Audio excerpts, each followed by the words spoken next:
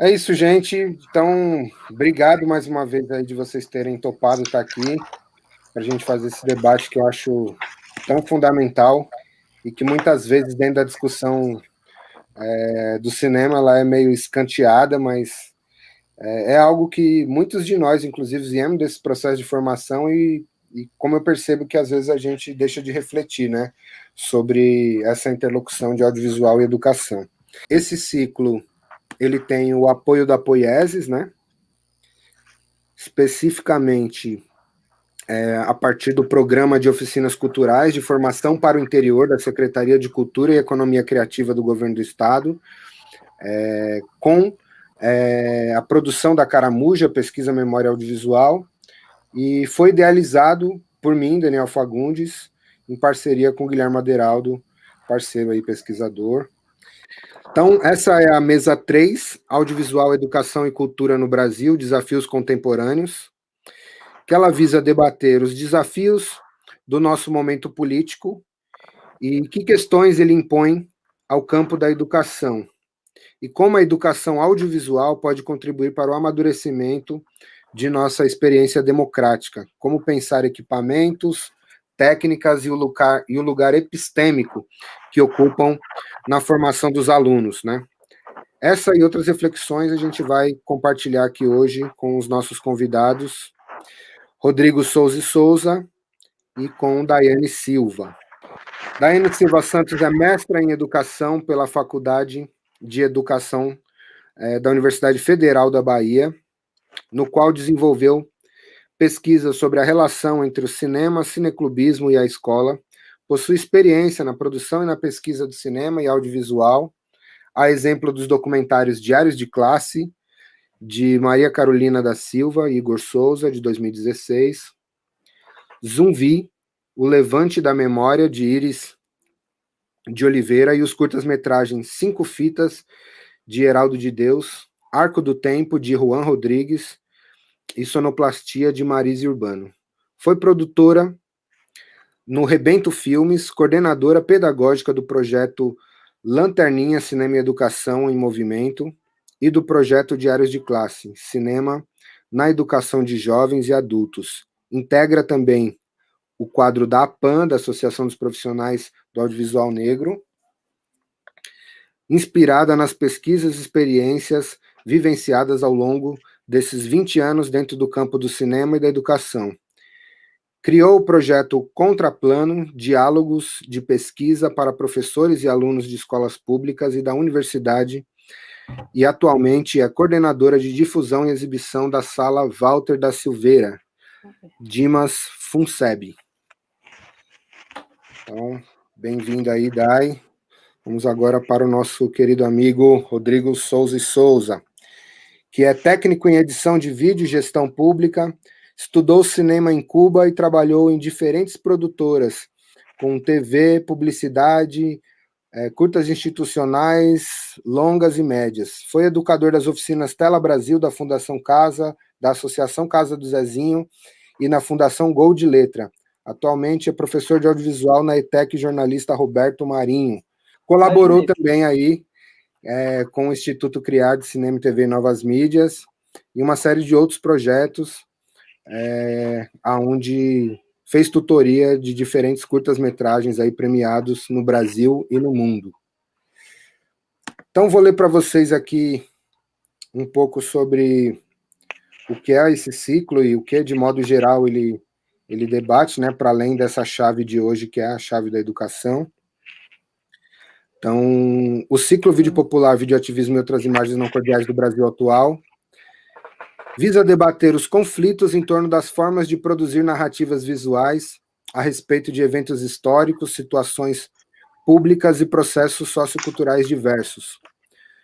Constituem um dos componentes chaves da atual vida pública brasileira e toda a relação com o processo democrático do país e o acesso às ferramentas audiovisuais, juntamente com a indiscutível evolução da portabilidade dos equipamentos, e também o acesso recente às universidades por jovens de diferentes matizes e contextos sociais que foram historicamente excluídos do espaço da universidade, além do desenvolvimento de uma multiplicidade de redes voltadas à disseminação viral de conteúdos na internet.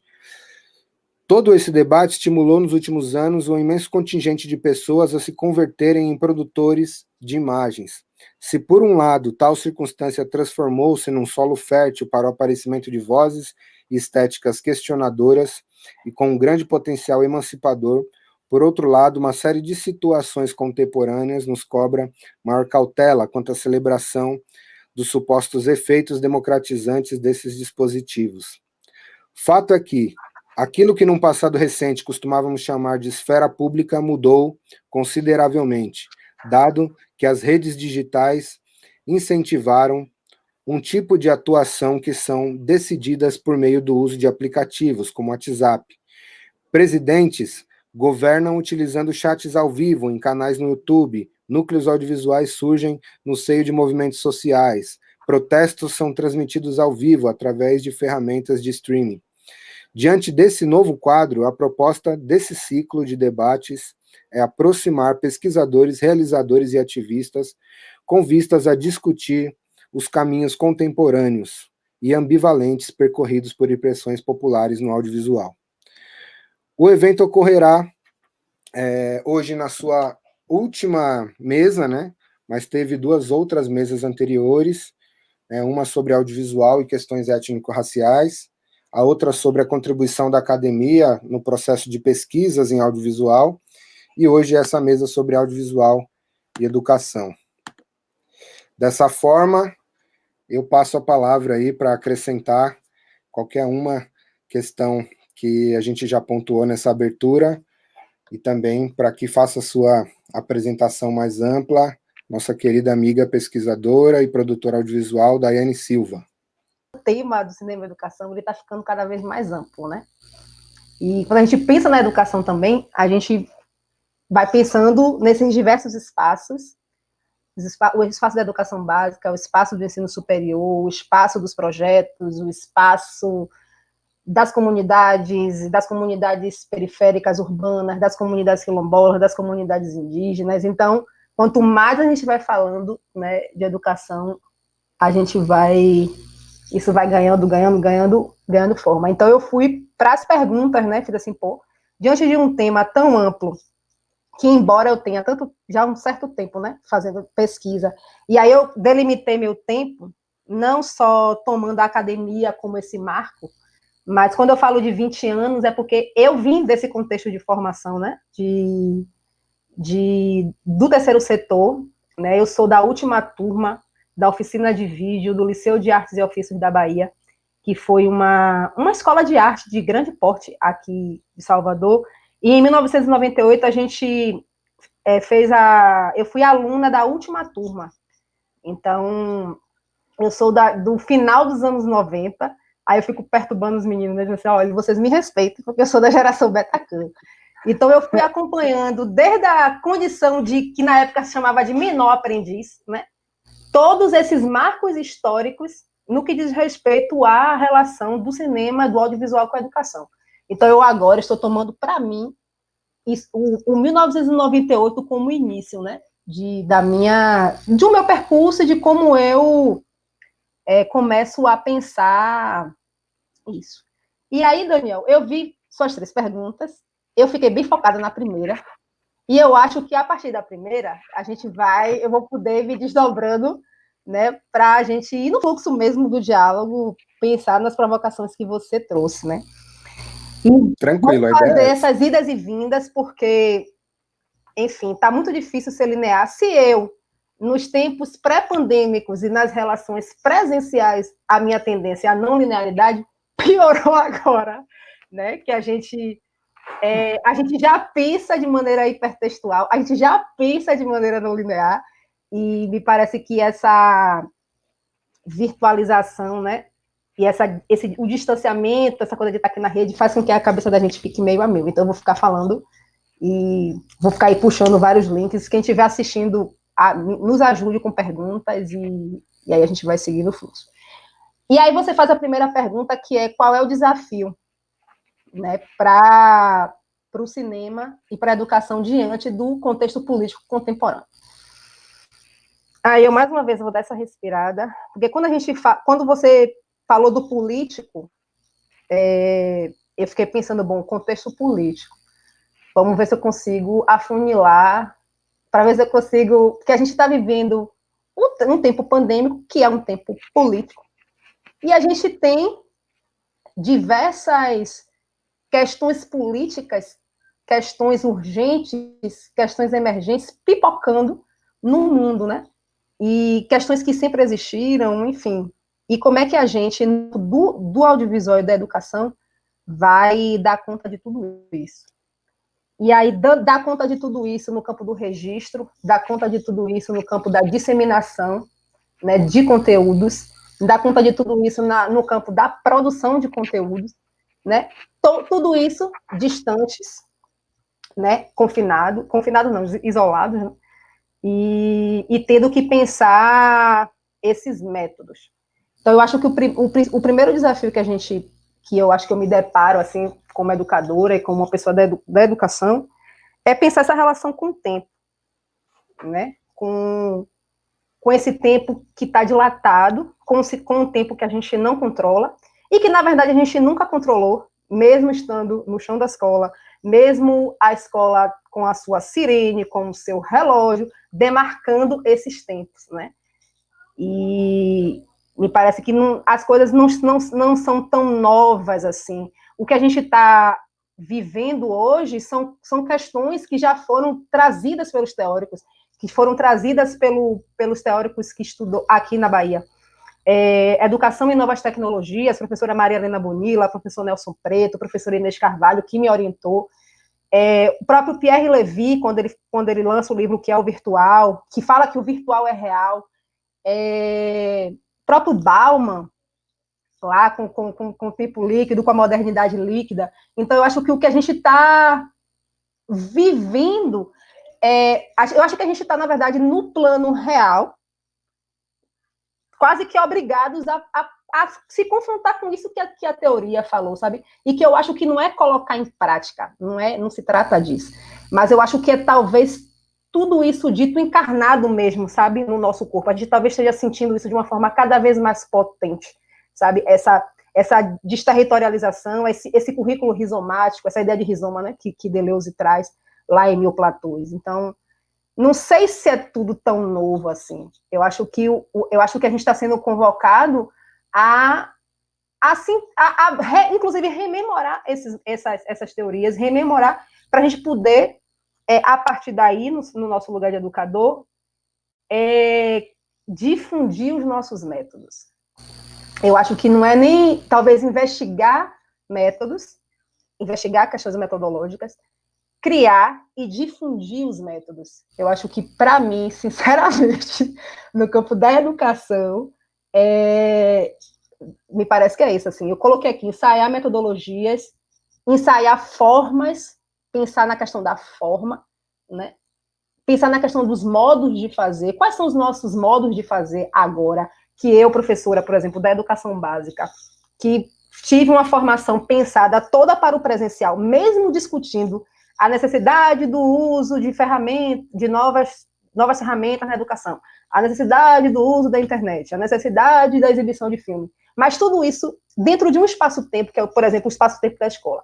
E agora eu me desloco da escola e sou obrigada, é quase isso, a tentar me relacionar com esse aluno, com essa aluna, de uma forma distante, né, e meio que nesse conflito mesmo, né, de tentar agora experimentar, acho que é isso, experimentar, ensaiar, sabe, não cair no campo do desespero, não cair no campo do diagnóstico disso ou daquilo, mas como é que eu sou um educador investigador, né, um educador que erra, um educador que experimenta, um educador que, inclusive, dialoga com essa juventude que está super, sabe, que usa muito bem, assim, as ferramentas tecnológicas, que consegue dialogar com isso que estão chamando de novo mundo, né?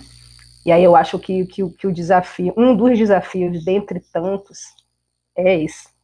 Eu vim de um Eu trabalhei na Oi Kabum durante 4 anos, na Cipó Comunicação Interativa, então fui aluna do professor Nelson Preto, então a educação em novas tecnologias, né, isso enquanto tema, eu sempre me interessei e sempre li. Né, e agora a gente está tendo que pensar cada um no seu espaço, né, de como é que faz para lidar com isso, né? Lidar com isso. E a partir disso, e como eu lhe falei, investigar métodos, investigar formas de aprender, novas formas de aprender, investigar novas formas de ensinar e de lidar com essa espacialidade, né? Com essa nova temporalidade. Os jovens, no caso dos jovens, eles já estão nesse espaço virtual, né? Eles já estão nas redes sociais, eles já estão no WhatsApp, ou eles já estão no Instagram, eles já estão no Facebook.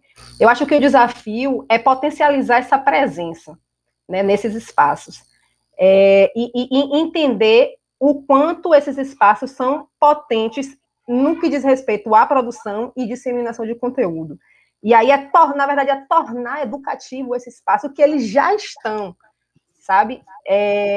Mesmo em sala de aula, né, o conflito do professor o tempo inteiro, mandando esse menino desligar o celular, porque para ele o celular é mais interessante, mandando desligar o YouTube, pedindo para deixar de assistir o videoclipe.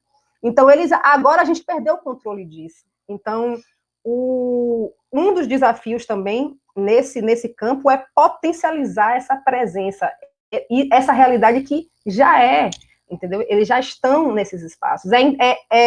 Eu acho que um desafio, por exemplo, para o campo da educação audiovisual eu me lembro que na minha época, a gente aprendia, se falava muito de leitura fílmica, dessa alfabetização audiovisual, né, nesse decifrar dessa linguagem audiovisual, de decifrar o que é um corte, de decifrar o que é um plano, né, e de você aprender a fazer leitura, por exemplo, dos conteúdos que eram disseminados na TV. Hoje, a gente precisa convocar esses jovens e convocar, inclusive, os professores a decifrar as formas e os conteúdos que são disseminados nas redes, que em uma imagem, em um videozinho de 1 minuto, você consegue passar uma informação zona. E isso daí também essa educação para a leitura da imagem e a educação para a leitura da forma, sabe, da forma, desse quadro aqui, ó, do que significa eu estar aparecendo com este cabelo, né, neste plano, com esse fone, com esse brinco, sabe? Se aqui tivesse um símbolo nazista aqui atrás, entendeu? O que significa eu estar aqui com o plano aberto, com um símbolo nazista aqui atrás, ou qualquer coisa nessa linha? Então, eu acho que é o desafio de aprender a ler o sutil, porque foi pelo sutil, inclusive, que a gente está vivendo, né, o que a gente está vivendo hoje no governo, né, nessa informação que é o mínimo, mas que contém um grande significado. Então, me parece que também dos nossos desafios no campo da educação, no campo da educação audiovisual, é aprender a fazer a leitura da forma. Que forma é conteúdo, né? Forma formante, como o Maffesoli, né, traz esse conceito. E eu acho que cada vez mais a gente precisa aprender a fazer leitura de forma. Porque a informação, ela está... ela é sutil, ela está cada vez mais perigosa. Está cada vez mais perigosa. E aí, talvez, para os professores, né, também pensar que a gente não está em sala de aula, né? A gente está uma palestra de 1 hora. Talvez ela não faça muito sentido, mas um meme, discutir um meme faz muito sentido, sabe? Discutir um meme, discutir a produção de um meme racista, a produção de um meme gordofóbico, a produção de um meme que me violenta enquanto mulher negra nordestina, sabe? Então, eu acho que começar também a pensar, na verdade, é atualizar coisas que a gente discute desde os anos, não sei quanto, entendeu? Mas acho que é trazer para esses tempos, né? Atualizar tudo isso e trazer para esses tempos. Com certeza, Mana. Vou passar, então, a bola para o Rodrigão, para que ele acrescente aí alguma coisa nesse debate, ou então traga outras contribuições também, porque como a Daiane já bem pontuou, esse tema sobre educação audiovisual é muito amplo, tem muitas esquinas, né? mas acho que talvez uma coisa que linke a nós três aqui presentes nessa live é justamente esse processo, né? De termos sido também jovens oriundos desses processos formativos do terceiro setor e que hoje também exercem esse processo, né? De refletir sobre o que é produzir oficina. Tendo sido um jovem, talvez isso traga um outro olhar também para essa dimensão, né? O que você manda, Rodrigão? Bom, boa noite, eu sou o Rodrigo, e, enfim, como o Dani falou, eu acho que a gente faz parte aí, né, dessa geração final de anos 90, começo do 2000, né, que tem aí o primeiro acesso, ou seja, a essas oficinas, né, enfim, de artes visuais e audiovisual, que aqui em São Paulo, né, isso foi aí nesse período, né, as oficinas Quinofórum, vem Ação Educativa, Instituto Criar, né, e várias oficinas enfim, centros culturais também, pelo Bolsa Trabalho aqui, que foi uma gestão do PT em 2003, da Marta, né, que acabou democratizando também telecentros, né, enfim, então a gente foi se instrumentalizando, né, e eu acho que era muito isso, né, era uma fase de, pelo menos o que eu vivi, assim, foi de correr muito atrás de ir num telecentro, de buscar um curso para a gente, enfim, se formar, né, ou seja, achar aquela ferramenta para eu poder me expressar, para poder me comunicar. Né? Então, eu comecei fazendo foto na lata, oficinas de pinhole, né? Foto analógica, assim, com papel e tal, e segui primeiro com esse projeto. Assim. Então, a minha demanda era como a gente vai digitalizar a foto, como que a gente vai, enfim, publicar isso, né? Como é que é ter um blog? Né? Imagina. E hoje você pega e cria uma conta, ou seja, né? E em qualquer plataforma, TikTok, né? Enfim. Mas na época era a gente tentando entender que seria a Web 2.0, o que seria comunicar isso que a gente aprendeu aqui, né? E que está, sei lá, tirando foto do nosso bairro, né? E vai levar para o mundo, assim. O que a gente quer transmitir? O que a gente quer passar? Aí tinha aquilo de ampliar a visão de mundo, né? Como assim? O que é isso? Né? Então e aí a gente começa a escrever os próprios projetos, a gente sai desse lugar de a gente é aluno, né? E de repente tem uma formaturazinha assim, e aí depois disso ou seja, você nem recebe mais bolsa, que você recebeu um dinheiro, né, para estudar, não sei o que, de repente acabou. Aí você não tem bolsa para estudar, você também não é mais aluno, e aí? E agora? Né? Então, acho que esse é um momento bem interessante, que aí você começa a achar aqueles pares, né, pessoas que topem aí lutar com você, né, ou seja, se juntar num sonho que é coletivo para, enfim, engatinhar aí em alguma coisa, ou seja, né, em questão de produzir, né, de produção, assim, que a gente começa com foto e aí logo vai também para o vídeo, né, então são descobertas, né, eu costumo dizer também que são declarações, assim, né, mas eu acho que, assim, a forma, né, de transmissão, eu acho que dessa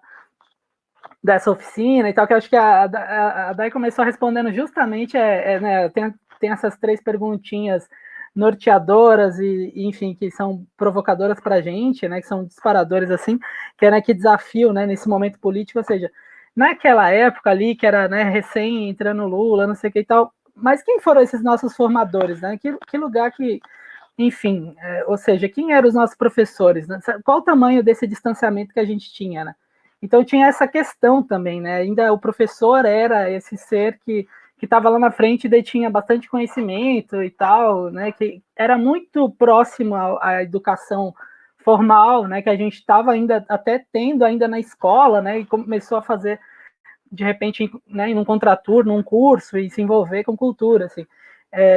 E hoje a gente está, acho que, em outro lugar, né? Ou seja, a gente não está mais buscando como funciona a ferramenta, mas a gente está buscando mais, o que eu quero dizer com essa ferramenta, né?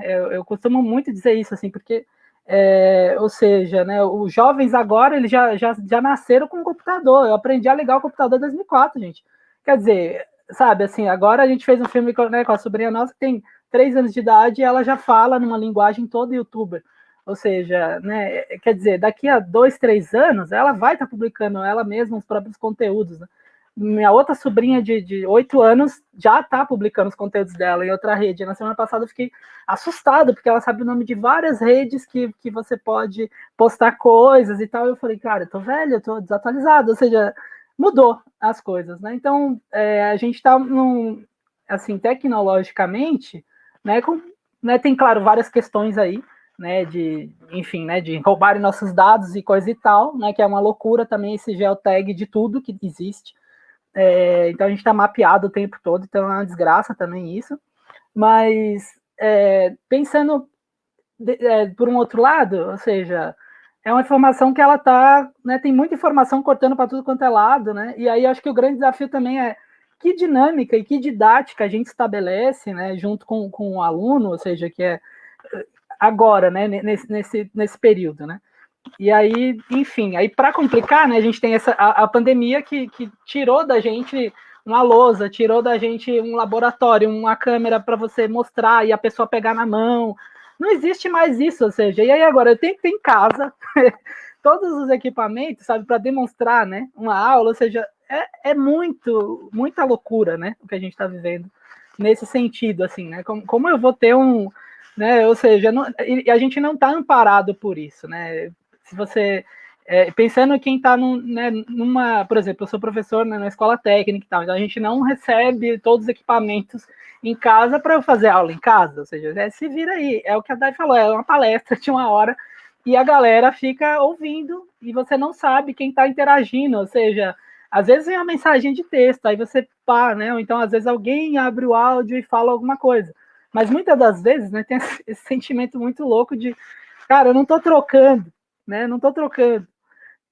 Mas, enfim, e aí eu acho que estamos zerou de novo, num certo ponto, de tipo, tá, como é que a gente vai fazer agora, né? Mas eu acho muito positivo, por outro lado, essas reuniões, por exemplo, como a gente está fazendo agora, que é algo que a gente não fazia mais. Né? Eu, pelo menos, estava muito away, assim, eu não estava fazendo esses encontros, né? Enfim, agora as redes começaram a se rearticular, ou seja, a rede de cinema comunitário, né, latino-americano, enfim, começamos uns debates, e aí outras redes como essa de vídeo popular, enfim, todo mundo, tipo, parou para se olhar e falou, cara, o que está acontecendo? Né? A gente precisa conversar, precisa falar sobre isso. Agora, mais recente, esse edital, né, de curta em casa, né, teve 2, né, um que foi, acho que patrocinado, acho que por 2 atores, né, e aí foi, acho que no Eixo Mais Rio, e agora um aqui em São Paulo pelo Instituto Criar, né, com Paradiso, não sei o que, SPCine, que aí deram uma movimentada, ou seja, no sentido de pessoas fazerem filmes, né, mas que a gente questiona no sentido de, cara, né, ou seja, são editais que, enfim, tem vários problemas graves, assim, mas que nos fez refletir no sentido de, olha quanto a gente está fazendo, né? Ou seja, antes a gente tinha 40 coletivos, né, Dani, na rede do circuito exibidor do vídeo popular, em 2009, 2008, era uma rede com 40 coletivos, e hoje a gente tem 200 pessoas fazendo um filme em um único edital e mais 100 em outro, ou seja, eu fico muito feliz de contribuir no sentido de que, pô, conheço muita gente que está nos filmes e que foram alunos, né, e que a gente acabou sendo multiplicador, foi aluno ou foi parceiro, enfim, ou simplesmente passou na oficina, né, a pessoa tem todo um ciclo de formação, mas em uma oficina passou ali junto com a gente, enfim, tem de tudo, e esse colorido todo, né, nos leva a refletir de tipo, cara, como que legal, né, e como que estão fazendo também, né, então, eu acho que o mais importante agora, acho que o maior desafio seria uma articulação mesmo de entender como né, ou seja, como a galera está fazendo para repensar em novos modelos, assim, né, nesse modelo virtual, né, como acho que aproveitar disso para potencializar algo que estava meio dormindo, né, estava meio morno, não que a gente parou de fazer, nunca parei de fazer filme, acho que nenhum de vocês, né, né, a gente de orelhada vai ouvindo de um lá, outro aqui, né, independente do momento, assim, a gente sabe, pô, fulano tá produzindo aqui, fulano tá numa oficina lá, então a gente sabe que não parou, né, mas acho que o momento foi assim, tá todo mundo em casa agora, então,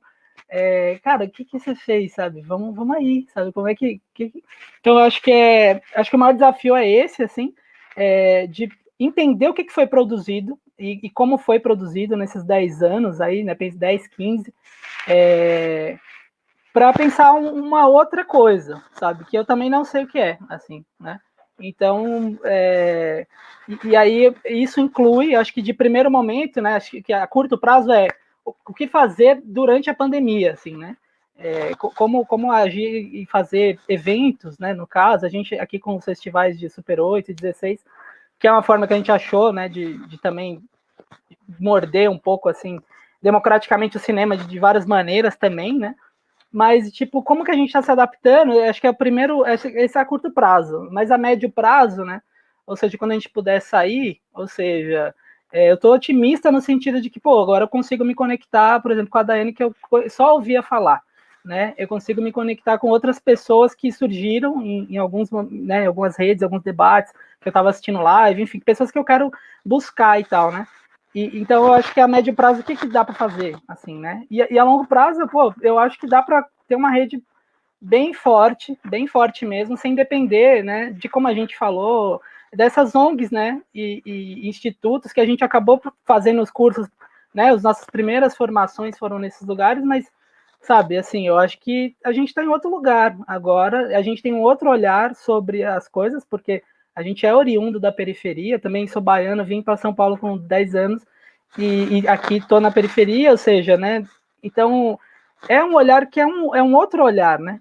E como que a gente vai construir isso, né? Eu acho que é o grande desafio, como ser dinâmico e didático, e eu acho que como juntar também essas novas linguagens mesmo, entender essa juventude que está vindo, e todos esses formatos, assim, né? De tipo, de ser uma grande troca. Tem gente fazendo coisa muito melhor do que eu fazia, sei lá, né? Com, sei lá, 5 anos de estudo em audiovisual ou filmes, tem gente fazendo isso em 2 anos, né? O que eu demorei 10 anos para construir, tem gente construindo em 5. E que ótimo, eu acho que é justamente aí que mora uma sociedade que vai evoluindo, uma sociedade que vai ficando interativa, né, nesse sentido, assim, e que aprende mais rápido. Então, eu sou educador porque eu acredito justamente que os meus alunos têm que se formar, né? Vão acabar se formando em menos tempo e vão replicar isso. Então, enfim, eu estou fritando já, desculpem.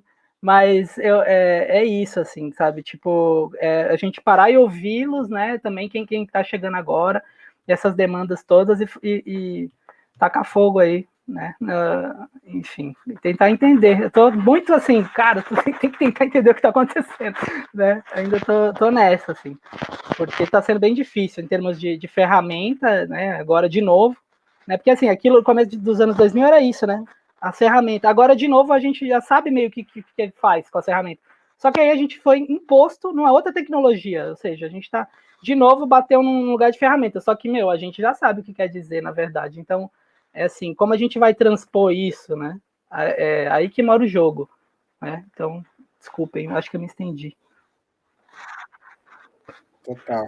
Que isso.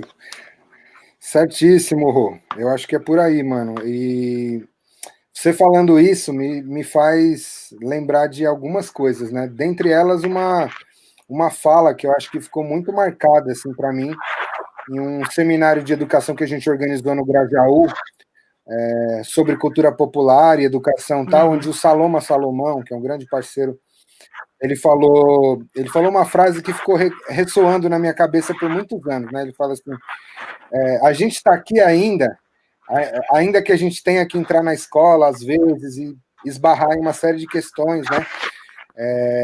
A gente está aqui ainda porque a gente recomeça sempre, né?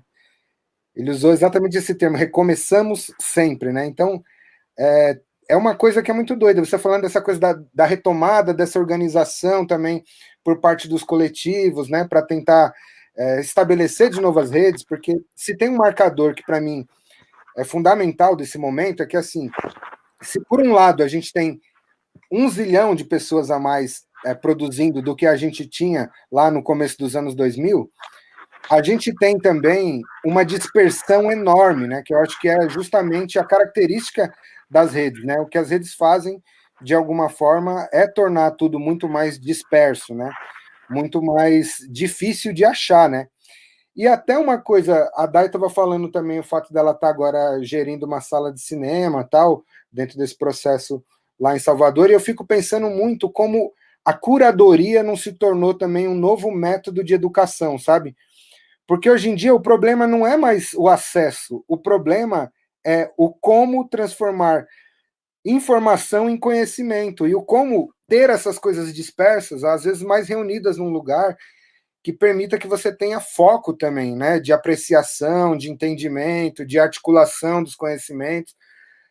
E eu acho que essa curadoria passa também por um processo que é pedagógico, né? Eu acho que quando nós que somos educadores também, quando a gente vai fazer uma aula, a primeira coisa que a gente pensa é em como fazer uma curadoria dos diferentes conhecimentos dentro de matemática para poder passar, seja no, vamos falar de teoria fotográfica, vamos falar de fotometria, não, vamos falar de produção, né, de tecnologia de produção, vamos pensar em iluminação, em som, cada uma dessas coisas tem um universo muito grande. O como fazer a curadoria, pensando em cada um dos públicos, para quem você quer falar, como você quer falar, me parece que tem sido um desafio enorme nesse contexto, né?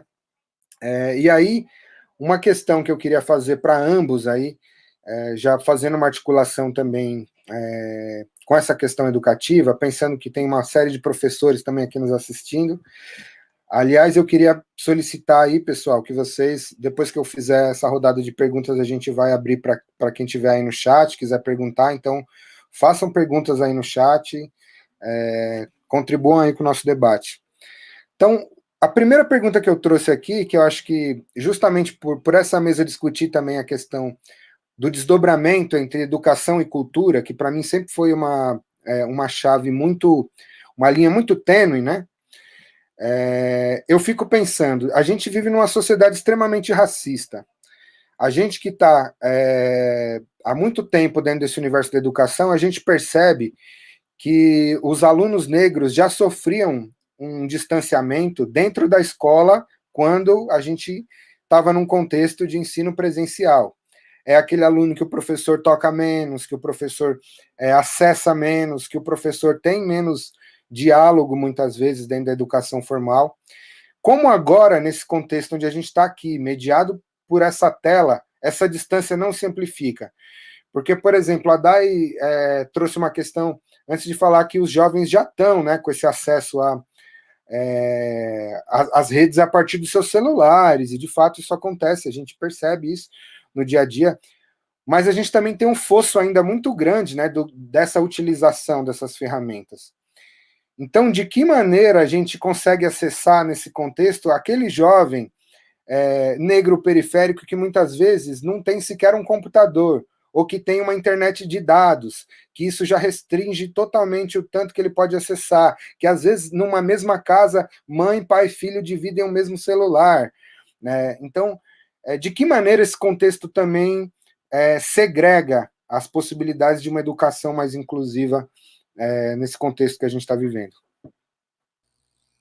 Olha, eu não tenho resposta, porque você trouxe várias reflexões, inclusive eu fiquei pensando nisso, que ao longo das perguntas, né, a gente está falando disso, daquilo, do método, não sei o que lá, blá, blá, blá, e eu fiquei pensando muito no lugar que eu estou hoje, neste espaço, neste tempo, com este computador, com esta internet funcionando, com o celular, com essa mesa, com essa cadeira, com o silêncio, um relativo silêncio no meu entorno. Eu não moro mais na periferia, né? Tem 10 anos que eu me mudei do bairro periférico que eu morava com minha família. E o quanto também a gente precisa fazer, imagine a gente nos anos 2000, final dos anos 90, tendo que fazer esses deslocamentos diários, né? Eu sou da geração pré-metrô, na época que não tinha metrô aqui, então, e eu morava na Perifazunda, estudava na UFBA, então eu tenho uma BR-324, né, que me separa, né, de tudo que acontecia aqui, de efervescência cinematográfica no centro da cidade. E isso que você trouxe me veio muito essa memória, tanto essa memória, né, minha, pessoal, quanto a responsabilidade que a gente tem, inclusive, de ao fazer essas mesas, a gente não deixar de tocar nessa questão, na questão do acesso, na questão da... Porque, inclusive, isso também foi discutido, e é discutido pela universidade, isso na pré-pandemia, né? A democratização do acesso à internet, né? Tem cidades do interior da cidade, por exemplo, daqui, que as pessoas sequer têm esse bom sinal de internet, não tem celular bom, enfim. E a provocação que você trouxe, ela é dolorosa, né? E faz a gente voltar 20 casas e ficar pensando de quem é a responsabilidade, né? Quais são, na verdade, os mecanismos que a gente precisa acessar. Inclusive de política pública, da própria universidade, de se responsabilizar com relação a isso, que a gente tem muitos estudantes universitários que vivem realidades diversas dentro de sala de aula, do próprio Estado, tem vários estudantes de escola pública, como você falou, estudantes negros e negras na periferia, que também tem uma realidade diversa, né? Eu acho que cabe às instâncias hoje governamentais, né? As grandes instituições que estão aí definindo coisas e se responsabilizar para tornar esse acesso possível. Que eu, Daiane Silva, não vou poder fazer isso, entendeu? Eu não vou poder fazer isso. E gostaria muito, mas eu não tenho como. Então, o que a gente tem que fazer é chamar a atenção dessas instâncias, né, para que isso aconteça. Agora, meu filho, como é que o professor vai trazer aquele aluno, como você falou, né, que historicamente já é aquele que a escola não se aproxima, é aquele que, na verdade, é aquele que a escola não, muitas vezes é aquele que a escola não controla, porque ele tem uma outra forma de não sei se de se expressar, que geralmente é a forma que me interessa. Eu sempre gosto muito dos jovens que são os meninos do fundão. Geralmente, o meu público são jovens que perdem de ano, que tem uma relação com a frequência muito louca, porque ele está na escola, mas o último lugar que ele está é na sala de aula, né? E geralmente são esses. Eu me lembro muito da experiência do Lanterninha. Eu digo, gente, o grupo cineclubista que a gente conseguia formar, né? Que a gente conseguia criar, tendo o cinema como dispositivo e a prática cineclubista como dispositivo, era aquele que ele não conseguia, de forma alguma, transitar por esse currículo instituído, né? Vamos pensar assim, né? Por esse currículo, que eu não vou chamar de formal, de currículo instituído. Mas ele está no cotidiano da escola, ele está instituindo, né, novos currículos, inclusive está me fazendo pensar currículo, quando ele está no pátio, quando ele está filando aula, quando ele está namorando, quando ele está ligando o celular na hora que eu estou falando, sabe? Então, esse próprio aluno que se desloca do centro são os que me interessam. Então, para mim, eu, Daiane Silva, eu tenho um grupo a última oficina que eu fiz no colégio inclusive, o colégio que eu estudei no nível médio, eu voltei para a escola 20 anos depois, que é o Colégio Estadual Renan Balheiro. Ou Renan Balheiro não, o Colégio Estadual Edivaldo Brandão Corrêa. E eu saí dessa escola no primeiro ano, porque eu tive que migrar para a oficina de vídeo e eu tinha que arrumar uma escola mais próxima para eu poder fazer meu curso de vídeo na época. E aí, 20 anos depois, eu sou convocada a retornar à escola para fazer uma oficina. E é exatamente isso que Daniel traz, que é, e agora, meu Deus do céu, essa geração, até a forma como a gente ministra uma oficina, ela se modificou, porque no fundo, eles sabem muito de linguagem, eles sabem muito dos cortes. Tinham jovens que tinham muita experiência com montagem. E fiz assim, gente, e agora? O que a gente vai fazer? Ok, nós fizemos a oficina, e a coisa que mais me chamou a atenção, que eu acho também que é algo que é para a gente estar atento, é nos conteúdos que emergiam dessas oficinas. E na carga, nos conteúdos existenciais.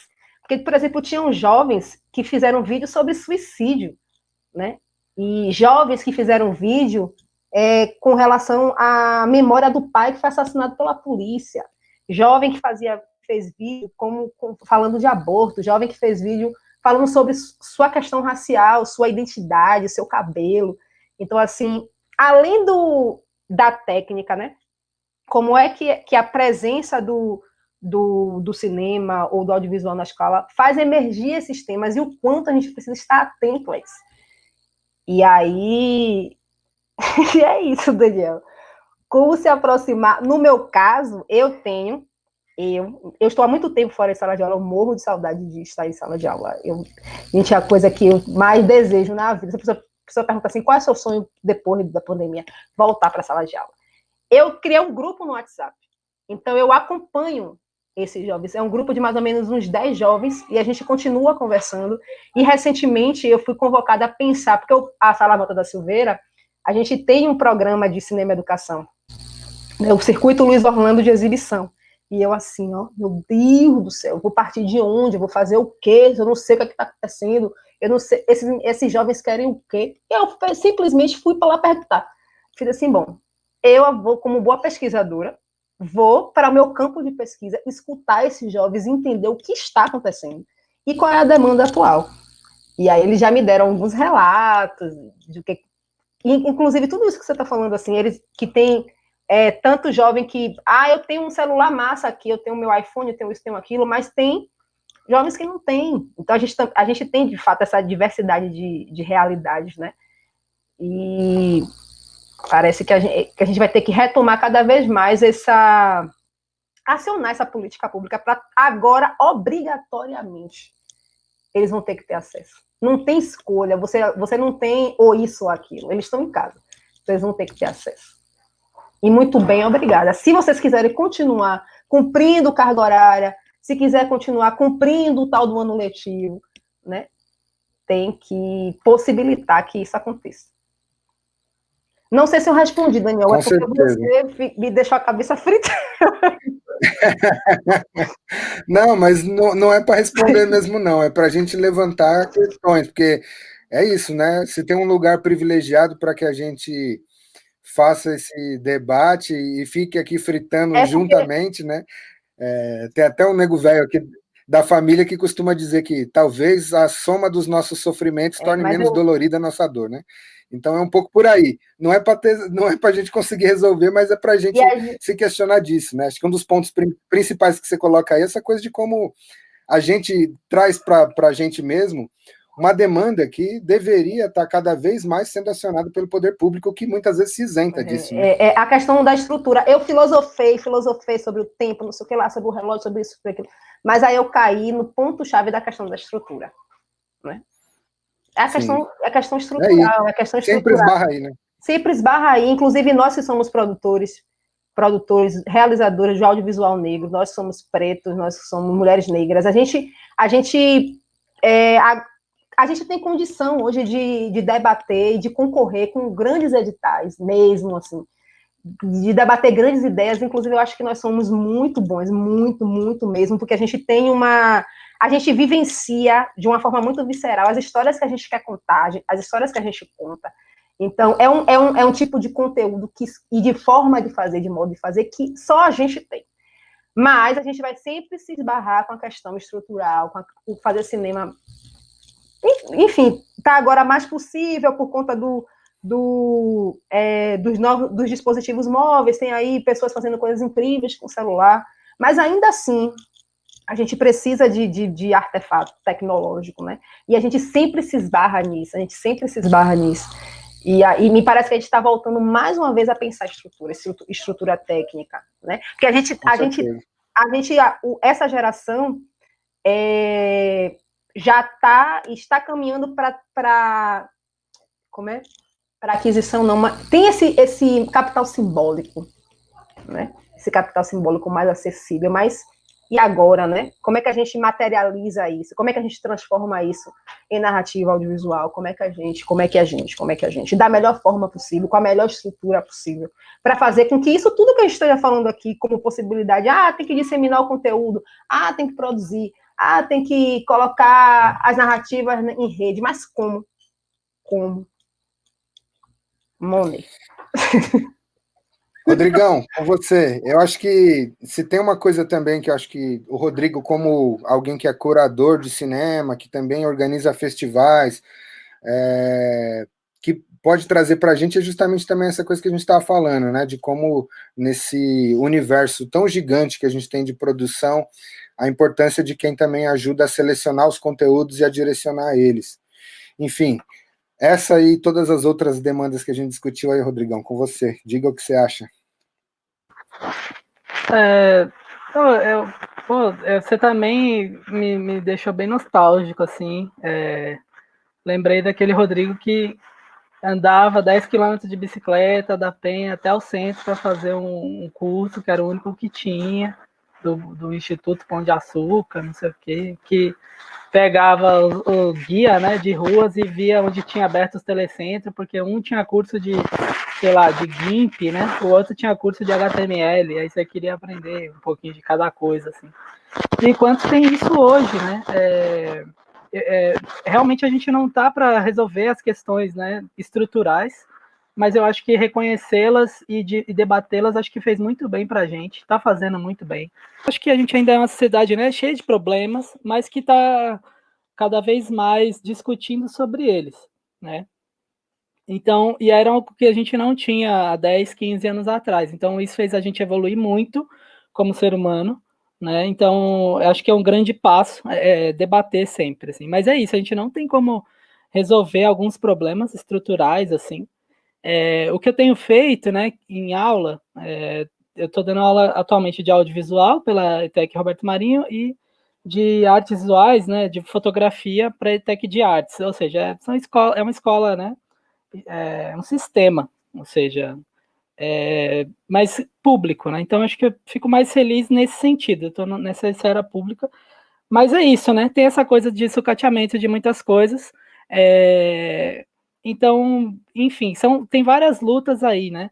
O que eu tenho feito é disponibilizar, ou seja, a gente tem uma plataforma que é o Teams, que é Microsoft, que é parceiro do governo, nanana, mas eu acho que eu sempre falo para os alunos, pô, vocês podem me achar em qualquer canal aqui eu só não tenho TikTok, mas acho que o resto, assim, eu tenho. Então eu falei, meu, onde vocês me acharem nas redes, vocês me escrevam, né? E na medida do possível a gente vai tentando equalizar, né? Responder. Eu sei que eu devo para um monte de aluno, eu acho que, porque fica um monte de mensagem também, chega a hora que você se perde. Né, às vezes me mandam um filme, vê aí e tal, e você, mano, eu perdi o time, assim. Isso super acontece, né, nessa sociedade nossa atual, assim, né? Mas eu acho que abrir vários, né, caminhos acho que é importante para ter um relacionamento, né, com o aluno, para fazer ele entender que, cara, celular, né, e carro, né, são coisas que a sociedade foi adquirindo, mas que são passivos pra cacete, né? Então, não é o conhecimento, essa sabedoria que você tem que buscar e que isso vai valer mais depois, né? Que é aquilo que pô, o conhecimento você carrega com você, né? Então, isso, assim, mas essa chavinha, né, também, a gente não conscientiza ninguém, né? Ou seja, a gente sensibiliza, acho que o nosso papel é sensibilizar. Todo mundo tem uma consciência, tem um corre já. Mas eu acho que o papel do educador, assim, é sensibilizar, né? Então, sensibilizar para a luta, sensibilizar para como ter acesso, sensibilizar para como multiplicar. Eu acho que o nosso papel é esse, assim, né? Infelizmente, o governo não tem cumprido, né, o papel dele e tal, mas eu acho que é isso. Eu sempre falo em aula que a revolução é a sala de aula, assim, eu gosto muito disso, dessa frase, assim, eu uso muito isso, eu acredito muito na sala de aula, no tete-a-tete, né? Agora, o tete-a-tete, a sala de aula não está existindo, né? Tá uma coisa estranha, mas ainda assim é um meio de comunicação que a gente tem. Né? Então, mas eu sempre digo que eu sou provocador, né? Assim, eu não sei mais que eles, né? Eu estou para provocá-los. Então, eu fico fazendo várias provocações. Então, sei lá, vem um corte de um videoclipe, né? Então, embora às vezes a gente até é meio sacana, de tipo, meu, você sabe uma limitação técnica que o aluno tem e tal, né? Mas eu provoco ele nesse sentido, justamente de, cara, é isso, isso, isso e isso, né? Mas por que você tentou fazer isso, dizendo que você não tem tal equipamento, não sei o que? Então, também fico nessa de, tipo, né, existem outras maneiras de contar, que aí você também não fica refém do equipamento que você não tem ainda, mas um dia talvez você tenha um bagulho que vai te fazer, né, um plano sequência X, né, uma coisa que voa, não sei o que. Não precisa disso para contar a tua história, entendeu? Não precisa pedir um drone emprestado lá, não sei o que, sendo que não faz sentido para narrativa, entendeu? Calma aí, entendeu?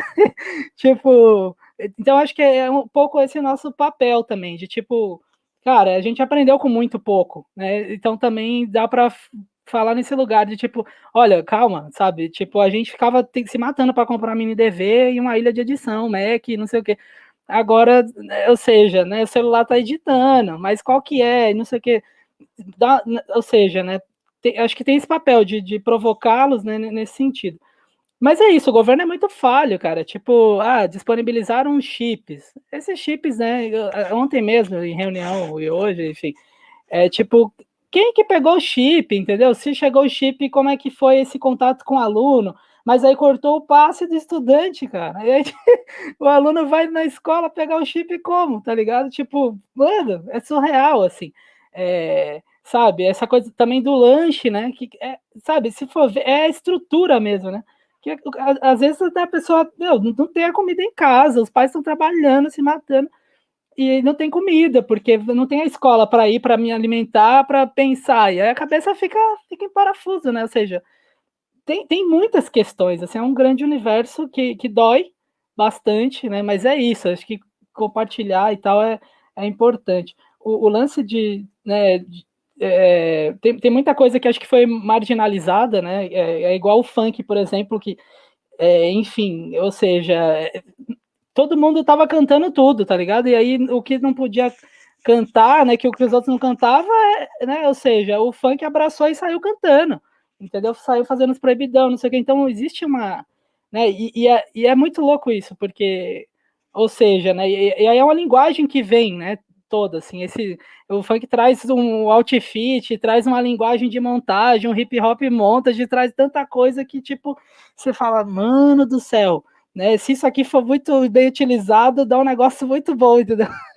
Dá uma puta da mensagem, sabe? Cabulosa, assim. Então, tá atento mesmo, né? Se reciclar e tal. Tem um monte de preconceito que a gente também veio trazendo, né?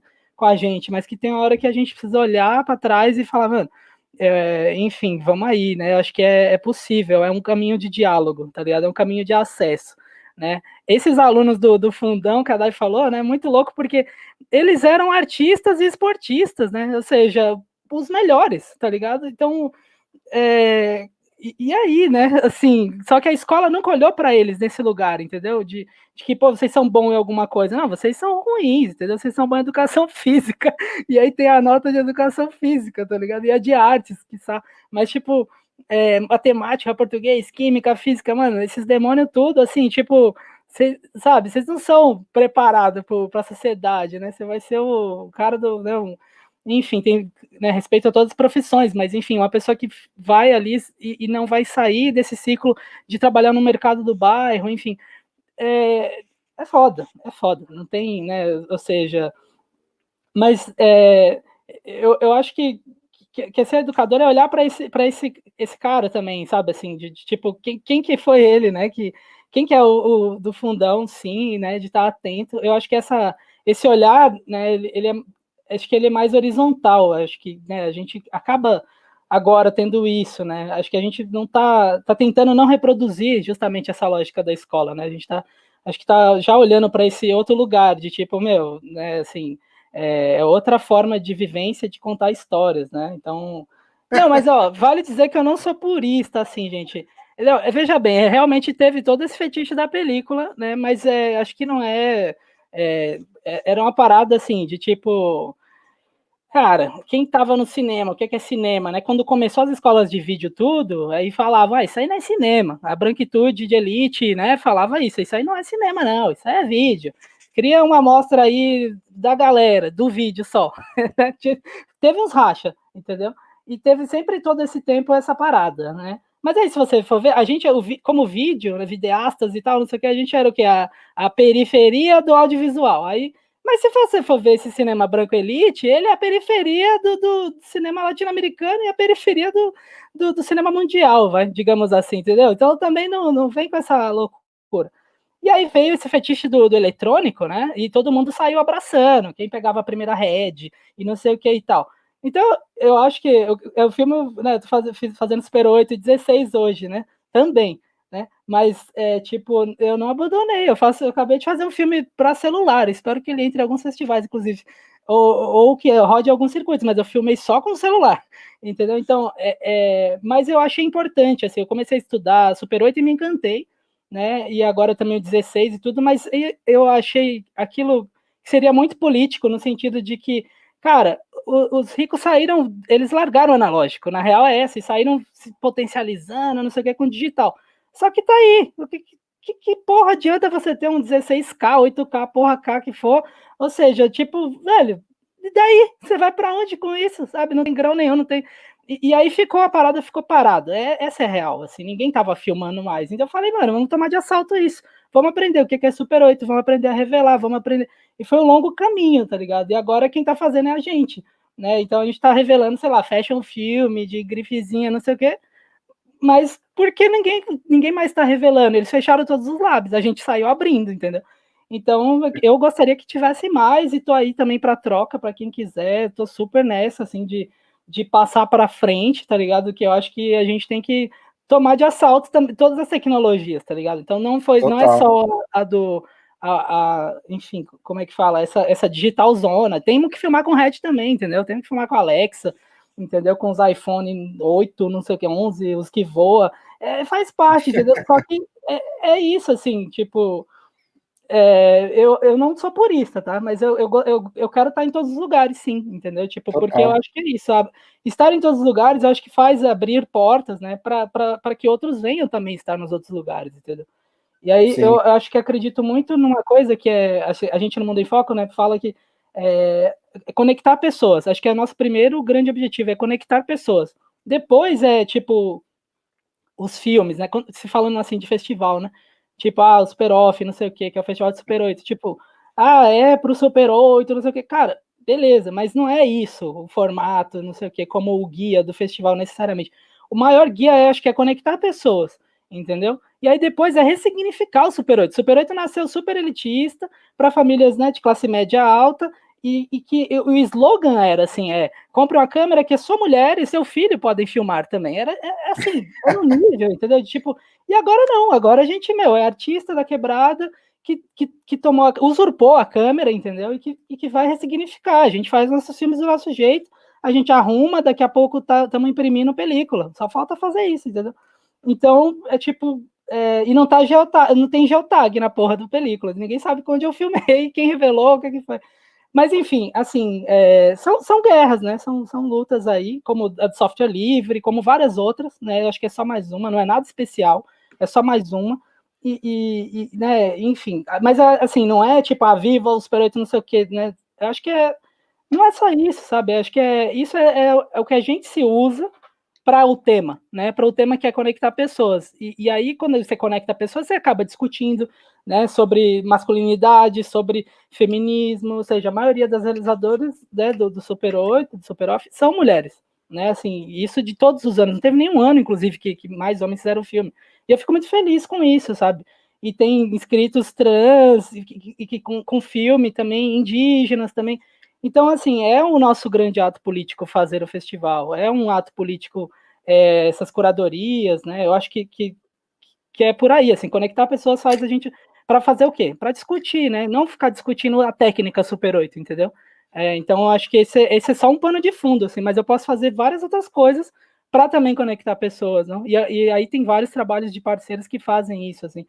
E aí, a gente está organizando justamente agora, está criando uma nova amostra, porque justamente estava questionando isso, de tipo, a gente faz Super 8, faz 16, não sei o que e tal, mas a gente segue na lida dando aula em escolas, né, de audiovisual, que ainda também, não é todo mundo também que se interessa para Super 8, a gente não está para catequizar, para evangelizar ninguém de nenhum formato, longe de mim isso, mas a galera produz, e produz muito bem, né? Então aí a gente está fazendo uma amostra agora, vai lançar em breve, aí um mês, uma amostra que é só fotofilme, videocarta e videopoesia, né? Que é justamente isso, não interessa o formato que você filmou, não interessa o aparelho, o tempo, não é mostra competitiva, entendeu? E vai ser meio autogestionada. Então, eu chamei gente de vários lugares, né? Então, quem quiser vai fazer a curadoria na sua cidade e vai exibir, entendeu? Porque é isso, sabe? É tipo, vamos conectar essas pessoas. Tem muita coisa maravilhosa sendo feita com o celular agora, entendeu? Então, onde estão essas pessoas, né? E que elas se organizem, que não precise passar por uma curadoria tipo minha, não sei o que, nem dou conta, sabe? Então, a gente, não é? Tipo assim, a gente não dá conta de ver o filme tudo, sabe? O Super-Off hoje tá com 8 curadores. Tipo, eu falei, não, gente, chega, eu não aguento mais ver filme, isso aqui. Porque é isso, vamos ter mais olhares, sabe? Vamos ter mais olhares mesmo e discutir isso, e aí, porque reflete, né? Reflete. A gente, tipo, antes era os Playboy branco que invadia né, a quebrada filmando. E aí as nossas feridas que eles estavam expondo na tela, entendeu? Aí agora que quando a gente se instrumentaliza, que mostra a nossa ferida na tela, essa mesma elite branca fala, cara, eles só falam disso, né? Eles só falam disso, de negritude, né? De LGBT, né? Periférico, são as dores deles, né? Depois eles vão fazer outro filme. Sério, é isso, né? Assim, e curadores em geral, assim, de muitos, né, eventos aí antigos, pensavam assim, agora estão se ressignificando, né? Assim, eu acho, ou pelo menos estão travestidos de ressignificação, né? Mas que é bom também, que a gente vai mordendo pelas beiradas e tá dentro daqui a pouco também. Então, tá certo, né? Eu acho que é isso. Eu já me estendi já, mas eu Não, acho que tem bastante gente aqui, já estão tudo doido aqui no bate-papo aqui para compartilhar com a gente algumas coisas. Boa. Mas antes eu queria só pontuar uma coisa também, mano. Eu acho que tem um lugar dessa questão do equipamento, mano, que é fundamental que a gente entenda de uma maneira que não seja ambígua, sabe? Ou que seja simplesmente olá ou cá, sabe? Porque o futuro, mano, para mim, cada vez mais me parece analógico, assim. A gente não vai ter a vida inteira possibilidade de ter bateria de lítio, tá ligado? A gente não vai poder ter. Vai chegar uma hora lá no futuro, eu espero que não, que a gente tome consciência e consiga trabalhar melhor isso, mas isso é atravessado por questões ambientais, isso é atravessado por um monte de questões, né, mano? Então, assim, manter esse padrão de produção digital em alto nível, com não sei o quê, vai chegar uma hora que vão começar a expropriar gente de terra para poder colocar esses grandes HDs gigantes aí que a Google já tem, né? Que vários caras, que é tipo o tamanho de um campo, né, mano? De futebol só de HD, para manter essa memória coletiva no ar, esses diferentes espaços de nuvem que a gente vai comprando, enfim. É uma discussão infernal, e assim, acho que no final o que fica, de fato, é isso que você estava falando, né, Rodrigão? Que talvez seja o grande desafio também dentro da educação audiovisual, aí especificamente, que é como a gente passar para a galera a importância da exploração e do uso e do domínio da linguagem, né? Não é o domínio necessariamente de um equipamento específico ou outro, né? Exatamente. É o domínio da linguagem, porque se você domina a linguagem audiovisual, você produz com celular, com uma película Super 8/16, ou com uma Red, ou com uma, enfim, com uma Sony 7S, tanto faz. A questão é de que maneira você usa o equipamento e não se deixa ser, de alguma forma, dominado por ele, né? Porque nesse contexto ainda, onde as empresas dominam e tem um baita cartel, né, mano, dentro desse universo da tecnologia digital, a gente nunca alcança, porque quando a gente começa a dominar uma câmera, já veio outra muito mais avançada e não sei o quê, e isso vai sempre aparecer, tá ligado? Eu acho que a grande sacada é em que medida a gente domina a linguagem para poder fazer outras coisas. E aí me lembrou uma situação muito específica, que eu fui fazer uma vez formação para uns professores numa escola no Capão Redondo, e aí eu lembro que a professora ficou meio puta assim comigo, uma delas, porque eu não passei para ela o software que ela esperava para ela conseguir colocar um tipo de lente específica no celular dela, que eu não passei para ela uma dezena de softwares que editam no celular. Eu falei assim, olha, para mim, a grande questão que você precisa aprender é que se você ligar só a câmera normal para filmar, você tem já condições de fazer um filme em plano sequência do caralho. Então, a questão não é editar, a questão não é se você vai... A questão é de que maneira você trabalha com os desafios e com as qualidades de cada equipamento, né, mano? Que acaba virando uma coisa que eu acho que mais deseduca do que educa. Galera, o que eu vejo, às vezes, nas oficinas de fotografia ou de audiovisual que eu vou dar, os moleques chegam com camiseta da Canon, com uma câmera fodida, com tripé, com negócio. O moleque chega na oficina assim. Aí eu chego e falo assim, Tá, beleza. Tipo, o que será que eu vou ensinar para esse cara? Não sei se ele quer aprender alguma coisa, né? Porque parece que parece que ele já é até patrocinado pela Canon. O cara vem na oficina de vídeo com a camiseta da Canon. Enfim, é muito louco, né? Então, esse imaginário também é algo que a gente, como tiozão, talvez tenha muito a contribuir, sabe? Que é de falar, meu, pera lá, sabe? A mesma tecnologia que está aí dentro dessas câmeras mais avançadas digitais parte do mesmo princípio lá do pinhole, da foto na lata, sabe? Tipo, é, é a iluminação sendo sensibilizada por um outro material fotossensível. Pronto, acabou. O que você faz com o enquadramento, com a linguagem é que muda tudo isso, né? Manos, para passar então aqui, tem uma pergunta que ficou aqui para trás do Wellington, que eu acho que pode ser um chamariz aí para dar e começar um novo debate aí. O Wellington Amorim pergunta, grande Well aí, parceiro de Piraporinha, vamos que vamos. Vocês enxergam alguma pauta mais concreta no sentido de política pública que poderia ser articulado entre os coletivos audiovisuais, como foi o MCP? Aí eu acho que ele está querendo dizer do movimento cultural das periferias, aqui em São Paulo, que inclusive conseguiu uma lei de fomento e tal. Acho que é isso. Quer começar, Dai? Fala um pouco também desse contexto da política pública audiovisual aí na Bahia. Pautas concretas, né? Muito bem. Gosto das pessoas que querem objetivar as coisas. Então, aqui na Bahia, o que a gente tem? Temos a política dos editais, né? E agora com a Lei Aldir Blanc, nós estamos, enquanto Estado, né, enquanto diretoria de audiovisual, discutindo com as representações, com os grupos, com a PAN, com Frente de Artistas Negros, as associações de cinema, e estamos aí também tentando tornar essas políticas acessíveis, né, tanto nos seus critérios de seleção, como nas próprias categorias de premiação.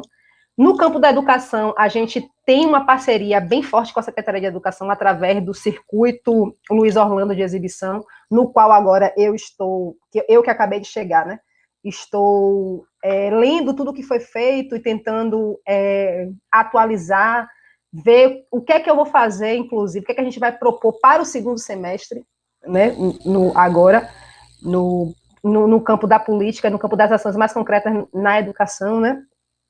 Então, aqui na Bahia, a gente está fazendo esse trânsito dentro do governo do Estado, de pensar os editais, de pensar categorias possíveis para que todas as pessoas possam acessar esse recurso, né? E no campo da educação, temos o Circuito Luiz Orlando de Exibição, para poder trazer, né, a educação mais próxima da gente.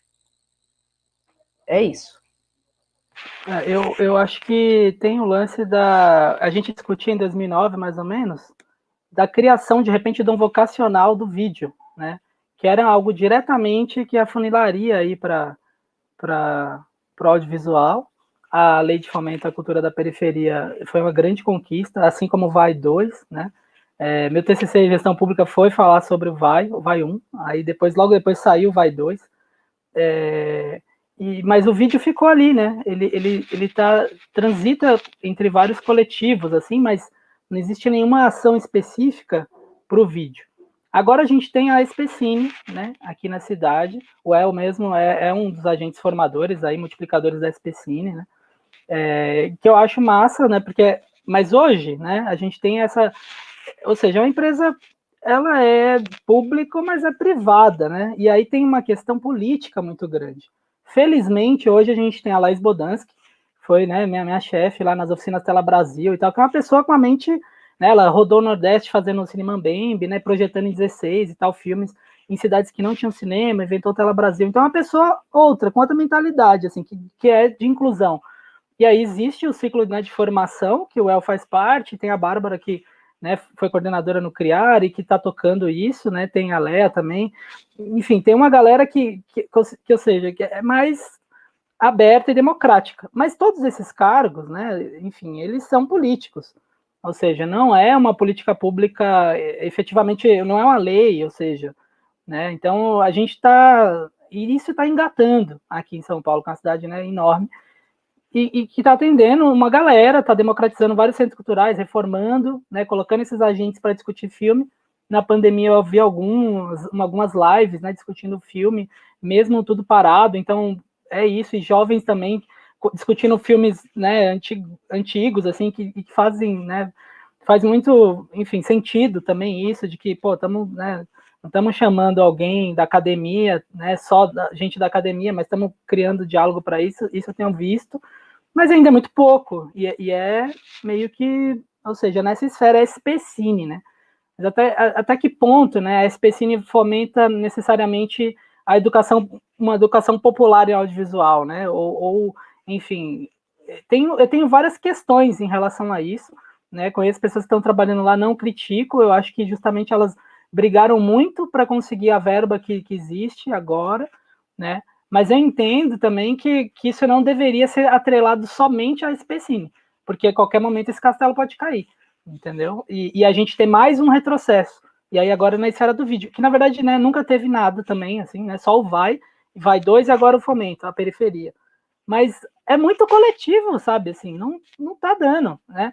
Então, eu acho que falta isso, mas, enfim, acho que é também uma questão, eu faço a minha culpa, eu acho que tem que ter uma articulação totalmente nossa, assim, né? Agora eu li o comentário do Lincoln aqui, gente, eu também não quis. Eu sei que você não quis me atacar nem nada, também não, não respondi nesse sentido, tá? Foi mais para explicar mesmo essa parada, assim. Mas eu acho que é isso, assim, né? Não é significativo. A SPCine é um bom start nesse momento, ainda mais de crise, mas ainda não é significativo para o tanto de gente que tem produzindo. Que todas essas escolas até formaram, né, ou escola, ou pessoa bolsista de faculdade também que veio para a Uni, veio muita coisa, e essas pessoas voltam para São Paulo, né, que foram atendidas aí por esses programas, né. Então, também tem uma galera, ou seja, né, enfim, não dá conta, né, eu acho que a gente precisa se articular mesmo, talvez pressionar até via SPCine ou SMC, né, mas é que a gente está num momento que não tem muito diálogo, assim, necessariamente, né, mas eu acho que a gente precisa criar mesmo isso, tem essa questão, né? Mas é isso, assim, eu acho que a SPCine só não deveria ser o caminho, né, de formação em audiovisual na cidade. E nem essas ONGs que a gente já conhece, né? Uhum.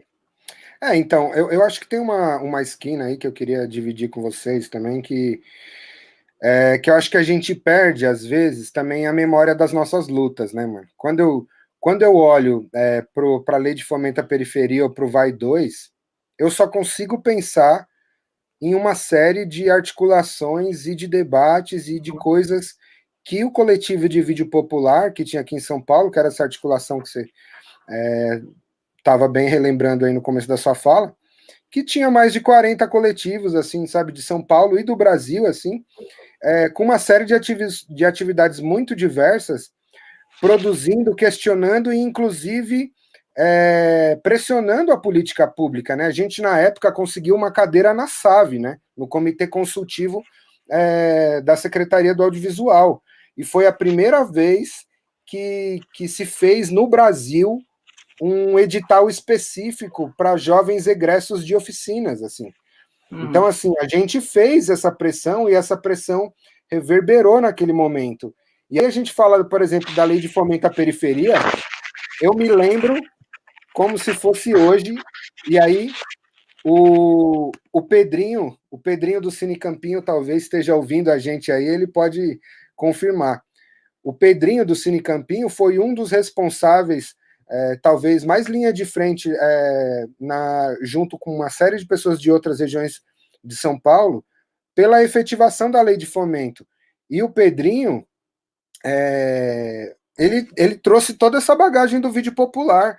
Quantas vezes a gente não se encontrou nas reuniões de articulação da lei de fomento da cultura da periferia, lá na igreja de Santos Mártires, mano, no Jardim Ângela. Ele é da Zona Leste, atravessava a cidade para fazer isso, sabe? E tantas outras reuniões que a gente se encontrou, trazendo, inclusive, experiências como essa, porque uma das vezes, eu me lembro bem, que a gente chegou a pontuar a importância, lá em 2009, de se ter uma lei de fomento ao vídeo popular. E essa lei e esse primeiro documento que existe ainda até hoje, esse projeto escrito, se bobear, tá lá naquela lista de e-mails lá antiga, que ninguém mais usa a lista de e-mail também, né? Falando os tiozão, para relembrar, né? Mas está lá também esse documento, que inclusive a galera usou como referência para poder construir o texto da Lei de Fomento à Cultura da Periferia. Então, mano, assim, não está desconectado, sabe? O que eu vejo é um pouco isso que você falou mesmo, Rodrigo. Tem muito coletivo hoje em dia e tem muitas demandas específicas, né? Se naquela época a gente pensava uma lei de fomento ao vídeo popular, que era específico para a questão do audiovisual, produzido nas periferias ou pelos coletivos populares da cidade, a gente tem hoje grupos enormes de pessoas LGBTQIA+, se reivindicando um lugar de ter políticas públicas específicas, a gente tem coletivos indígenas, a gente tem coletivo de mulheres, então são muitas e muitas e muitas outras pautas que hoje em dia vieram à tona, né? A gente estava até conversando na live de ontem, e é uma coisa que ficou para mim muito clara, assim, muito o como a necessidade da gente pensar as pautas específicas geraram uma certa cisão nessa esquerda tradicional, sabe? A galera sempre, mesmo sendo de periferia ou não, mas sendo branca e estando num lugar onde ela tem algum tipo de privilégio, ela não está disposta, às vezes, a abrir mão desses privilégios para que esses outros grupos venham à tona e fazer a sua fala, produzir o seu tipo de arte que é tão específico, né? Então eu vejo que... Pode escutar. Aqui na Bahia a gente teve isso de uma maneira muito forte, porque ano passado os editais vieram com indutores de raça e gênero. Olha. E aí, me parece que foi a primeira vez na história da gestão, né, da Secretaria de Cultura daqui do Governo do Estado, que os editais saem com indutores de raça e gênero. E aí, ao mesmo tempo que foi muito positivo, porque, por exemplo, se a gente for ver todos os projetos que foram selecionados, né, uma boa parte são de mulheres negras, uma boa parte de grupos de realizadores negros, de pessoas do interior do Estado. Então, Daniela Fernandes, que é a atual diretora da DIN, mas ela tem essa preocupação, né, de pulverizar, de democratizar o processo, mas foi uma briga muito grande de legitimar isso frente a esse grupo que você está colocando, que é a esquerda branca de 1900 e bolinha, entendeu? Porque me parece que quando mexe nessas questões que são questões profundas e que convoca, inclusive, essa esquerda branca a sair do lugar, né? A confusão aumenta de um nível, assim, que é absurdo, sabe? De fato, é muito complicado. Por isso mesmo que eu acho que também a SP Cine, Rodrigão, é um lugar que a gente tem que estar nesse lugar de atenção mesmo também, porque se por um lado ela tem hoje em dia, graças a inclusive a disputa, né, de parceiros nossos que já foram do vídeo popular, lá como o Guilherme César e outras pessoas que já tiveram lá próxima nessa luta, ainda é uma política institucional que é de cima para baixo, né, mano? A galera muito pouco se dispõe aí dialogar com os coletivos, mano. Eu lembro quando saiu a coisa aqui também, um lugar importante dessa educação audiovisual é a questão da formação de público, né? Que foi uma pauta que a gente levantou há 200 anos e que os cineclubes são uma ferramenta importantíssima. E aí aqui saiu aquele esquema das salas dos céus, né? As salas populares da SP Cine, e eles não foram conversar com a gente. Quando a gente conseguiu, depois de muita pressão, e conversar com eles, porque a Folha fez uma matéria que eu escangalhei, a galera fica puta, não sei o quê, aí foram chamar a gente para uma reunião. Mas aí a gente chega na reunião e descobre que os caras já têm o jogo tudo preparado, tá ligado? É tipo assim, eu não vou ouvir você falar que é importante que o Cine Escadão receba um apoio, tá ligado? Eu não vou ouvir você dizer que tem uma casa de cultura lá na Emboimirim que só tem as paredes, mas nunca recebeu um projetor, nunca tem não tem as cadeiras para as pessoas sentarem, sabe? Então, ainda que você fale de equipamentos da prefeitura, de lugares onde a prefeitura poderia incidir com esse recurso, eles vão lá para fomentar os mesmos grupos, tá ligado? Eles foram trocar o projetor que já era top de linha do Centro Cultural Vergueiro. Eles foram trocar os projetores e as caixas de som do CELS, que ainda que não sejam dos melhores de fato, para o que a gente já fazia na rua de maneira tão mambembe, já era algo muito bom. E ao invés de ampliar e fortalecer o que já vinha acontecendo nos coletivos, é uma verba que, no final das contas, vai para fortalecer espaços que dependem pouco ou que não dependem nada dessa grana e dessa estrutura, né? Uhum. Eu estava em alguma dessas reuniões, né? Que aí, tipo, tinha que ser no céu, ou seja, nos lugares que eles construíram, né? Mas aí a gente foi mapeando, né? O céu mais próximo era aqui na leste, era o Quinta do Sol, que é ali na Vila Assis, sendo que o Mundo em Foco, na época, a gente estava atuando o quê? No Hermelino Matarazzo, lá na Vila Santo Inês, fazendo, ou seja, levando o projetor nas costas, né? A gente fez uma tela de 4 metros, não sei o que, caixa de som, tinha que carregar. E aí a gente falou, tá, e essas nossas ações que a gente já faz, não vão... Não, mas essa é a primeira fase, né? O circuito tá chegando. Depois a gente vai fortalecer aí os coletivos, tipo, depois, mas ajuda a gente aqui a lotar uma sala do céu, né, organizar as sessões aqui, né? Aí criaram um edital, né, de ocupação dessas salas, mas que a gente não conseguia acessar. Você clicava e tentava montar a programação para receber um troco e ter um bate-papo depois do filme, você não conseguia acabar de finalizar, dava pau, era horrível, entendeu? Então é isso, assim, sei lá, né, por isso que eu tenho esse pé atrás aí, justamente é isso, assim, não vou ser redundante, acho que eles fizeram uma estrutura e aí chamaram a gente para conversar, porque o Salve Doutor fez barulho, porque a matéria, né, que você fez barulho, tinha uma outra galera também fazendo né, Cineclube, acho que na Norte também, Fabicine também sempre rodando, então aí chamaram a gente para conversar, entendeu? Mas é isso, a gente já estava, né, enfim, já não estava nem acessando muito edital, inclusive, né? Muitos coletivos pararam. Dos 40, se 30 foram de São Paulo, quantos estavam, né? Pois tinham 6 ali. Isso. E quem somos nós para representar também todo mundo? Ou seja, é meio, né, assim, muito louco, né? Uma coisa que eu queria pôr na roda para a Dai também trazer um pouco de como é o panorama aí na Bahia, Dai, é essa questão da Lei 13.006, né?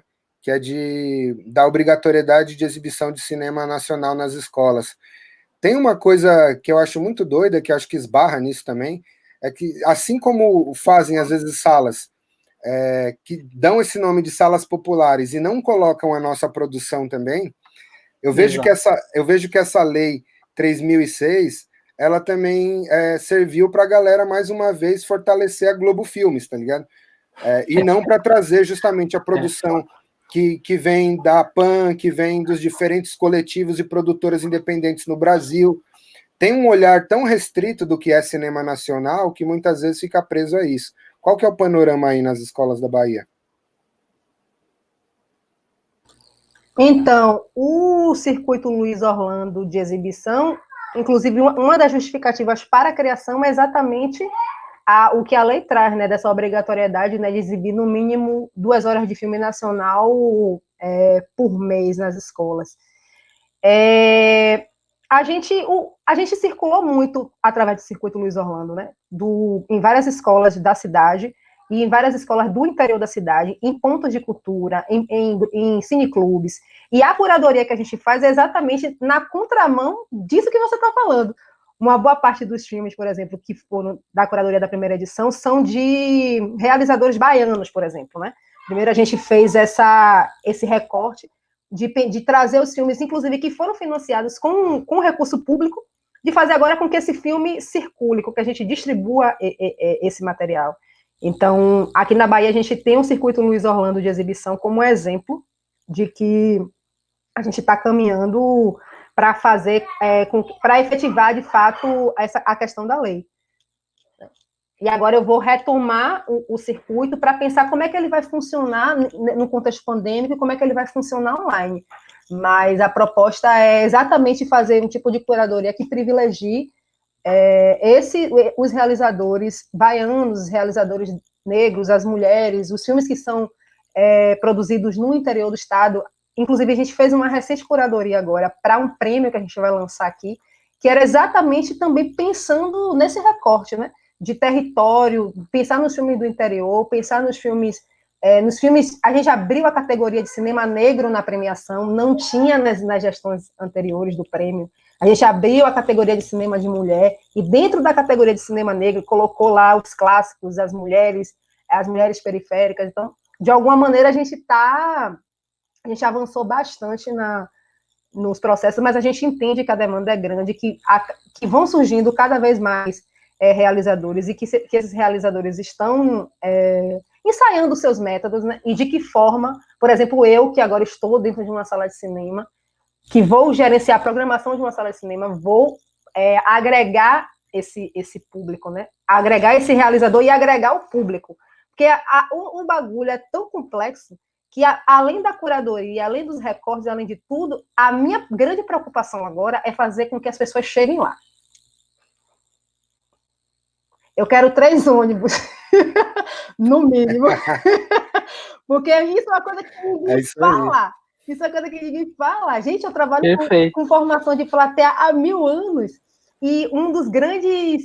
Além da curadoria, além de fazer com que o jovem tenha acesso, além de fazer com que o jovem saia da periferia para conhecer uma sala de cinema, que é a única sala de cinema pública em funcionamento aqui na cidade, precisa saber como é que eles vão chegar lá. Porque, às vezes, a escola não tem ônibus. E não é demanda da escola providenciar isso. É demanda minha, que estou pensando, junto à equipe da Dimas, criar formas de ele chegar lá. Aí eu fiz assim, eu dei uma entrevista recentemente, eu fiz, Dani, esqueci de finalizar minha entrevista dizendo o seguinte: eu preciso de 3 ônibus. Um para a região do subúrbio ferroviário, um para a região de Cajazeiras, um para a região do Cabula, que aí eu vou montando meu quebra-cabeça, e fora um para a região da periferia do centro, que eu estou no centro, mas existem os bairros próximos, Egevalha de Brotas, Federação. Tipo assim, agendar, coisa muito prática, né, que o povo da produção fica pensando nas coisas práticas. Agendar, levar meninos para a escola, para o cinema. E aí, paralelo às escolhas, a escolha política dos filmes, né? Porque a gente que está nesse campo, a gente precisa pensar no que a gente vai exibir enquanto conteúdo, quem é que é o criador desse conteúdo, né? Quem é esse realizador que está produzindo isso, em quais condições ele produziu, porque, inclusive, acoplar tudo isso nas discussões, né? Discutir forma, discutir conteúdo, discutir método, já não é mais o tema do filme que interessa, é o conjunto da obra, então a coisa fica cada vez mais complexa. E criar formas dos jovens chegarem lá. Para mim, para facilitar a minha vida, é um ônibus às 8 horas na porta da escola, colocando o menino às 11, porque ele vai voltar para casa. Simples assim, entendeu? Tá certíssimo. Eu acho foda isso. Se você estar nesse lugar, assim, eu acho que é importantíssimo, assim, como, eu fico bem feliz, assim, né, Bahia tá aí com, né, toda vermelha, fico muito feliz de ver isso. Em janeiro eu passei aí na casa do Anderson, em Salvador, que é um grande amigo meu. O Anderson é um articulador também, né? O Anderson Araújo. E, enfim, eu fiquei feliz com várias notícias, assim, você tá me dando mais uma, né? Eu sou de Itabuna, do sul da Bahia, né? E a primeira vez que eu fui no cinema foi na escola, né? Um busão parou, levou a gente para ver um filme dos Trapalhões, né? Porra, foi isso, cara, que eu fiquei maravilhado com aquilo. E hoje a gente tem filmes que são das periferias, né? E aí, depois de muitos anos, a gente descobriu isso, né? Que quando você projeta a foto de um menino, né? Que fez a oficina, uma foto de making-off e vê no filme, sei lá. Na tela, é um negócio, assim, que, sabe? Não tem o que pague isso, assim. Então, eu acho foda, assim. Eu acho muito, muito legal mesmo. Para a gente ver como a questão da representatividade importa, né? E cada vez mais importa, né?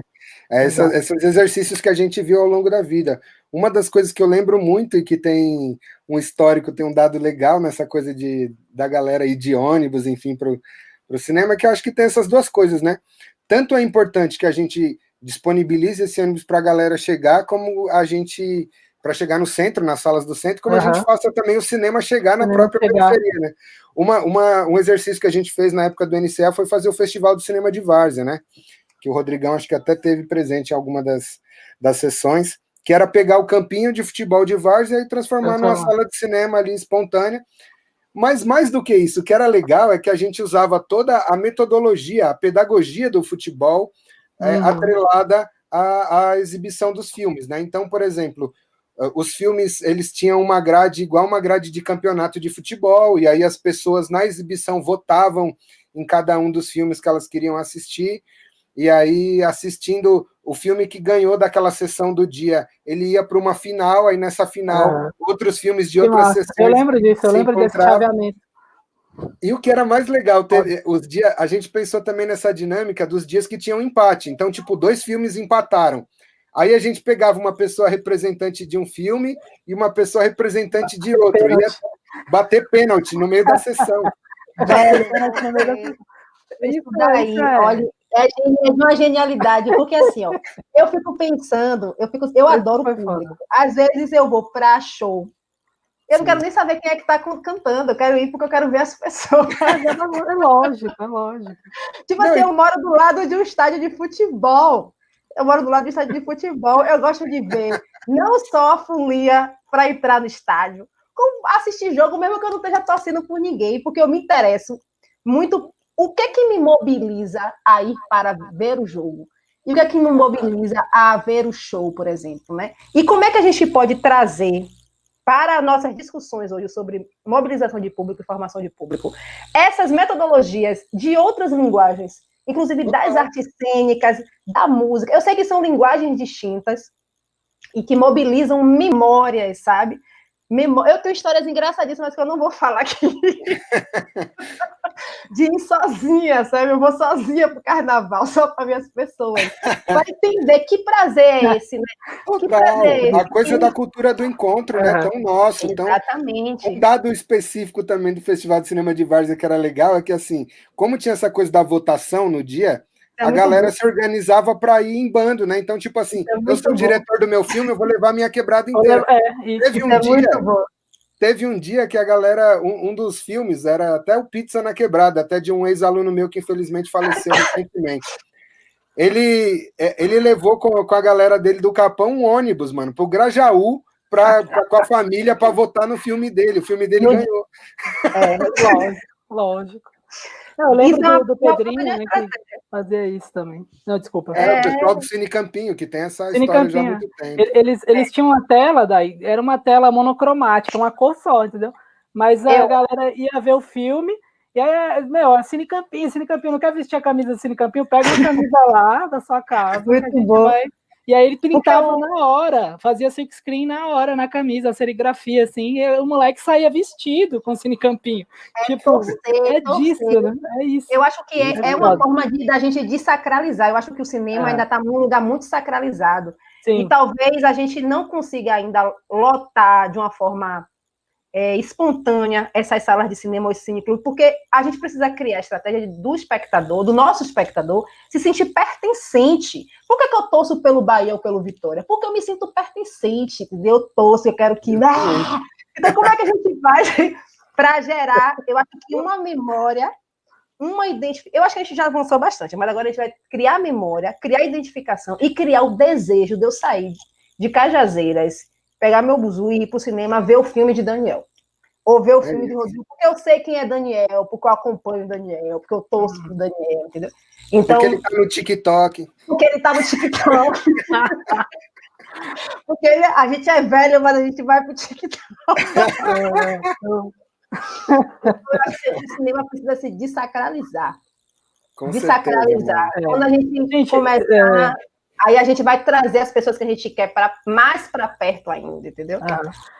Dani trouxe uma coisa que agora eu estou com isso na cabeça. Eu não sei se o El está até aí ainda, mas o El acabou de acessar, né, o Fomenta a Periferia e vai articular um puta festival, né, de cinema comunitário e LGBTQ na Quebrada de São Paulo. Eu acho isso que vai ser um grande marco, algo que nunca existiu. Mas acho que para além, né, disso... E eu acho... Agora tá o negócio do drive-in, né? Vai ter o drive-in. O Paradiso vai ter o drive-in Paradiso. enfim, que é no centro, não sei o quê. Cara, quando você falou do Cine, do Cine Várzea, né, do festival, e a gente, né, lembrou essas histórias, eu acho que os campos de futebol, velho, podem ser um grande cine, né, aí respeitando essas normas todas, né, esse mundo muito louco, enquanto não tem vacina, assim, né, de, sei lá, faz um drive-in nas várzeas.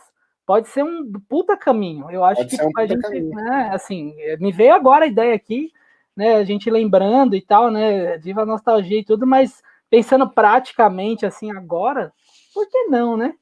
Taca uma tela lá, tela a gente tem, eu tenho a minha ainda. Olha, Festival Queer, o Wellington postou aqui. É isso. Então pode ser alternativas que, né, ou seja, que a gente consiga driblar, assim, porque o campo é grande, né? Então, sei lá, bota as mesas, porque também limitar o carro eu acho foda, assim, eu sou meio, né, sim, eu acho. Mas eu acho que tem essa coisa, né, Rodrigão? Eu acho que as possibilidades são imensas. Talvez a grande questão seja a gente não perder essa nossa memória de luta, para não começar tudo de novo, sabe? Claro, tipo, isso. Quando você pô, que massa que o El conseguiu agora isso e vai fazer isso. Pô, vamos aproveitar essa expertise dos diferentes festivais, o Festival de Cinema de Várzea, o próprio festival Super Off, os tantos outros festivais e mostras que a gente fez no Coletivo de Vídeo Popular, ou as experiências cineclubistas que o Flavião, o Lincoln, tantos outros têm, sabe? Exato. Eu acho que esse momento, ele exige isso, velho, que a gente tenha unidade na diversidade e que a gente tenha também possibilidade de garantir que essas experiências não se percam, sabe? Que a gente continue esse diálogo. Por exemplo, o Festival de Cinema de Várzea acabou e foi muito louco, porque na sequência a Cooperifa começou um projeto de poesia nos campos de Várzea. Então, assim, é a gente voltar a dialogar com essa galera, que é justamente o nosso público de formação. Porque se existe uma saída possível para esse imbróglio que a gente está político, eu acho que é a gente justamente fazer isso que a Dai falou, de sacralizar o cinema, mas mais do que isso, de sacralizar as artes como um todo, de sacralizar a política, sabe? O Saraus vem fazendo isso há muito tempo, de fazer essa desacralização da literatura clássica, sabe? A gente também precisa desacralizar essa política institucional ridícula, sabe? Que vive à mercê desse compadrio, dessa pilantragem, sabe? E fazer uma política de verdade que aconteça na rua em diálogo com as pessoas. Então, eu acho que a gente precisa se aproximar, mais do que nunca, a gente precisa estar no campo de várzea, a gente precisa estar nas escolas públicas, que ainda que estão detonadas, são esses lugares de resistência, onde os professores estão lá de segunda a segunda, fazendo uma guerra quase heróica, assim, tanto com a gestão das escolas, como também com os próprios alunos, enfim. Eu acho que são essas, talvez, as saídas possíveis para um futuro próximo, né? Sim, com certeza. Convido vocês, então, a fazer aí os encerramentos, porque nosso bate-papo está chegando a quase 2 horas aí. Estamos falando pra caramba.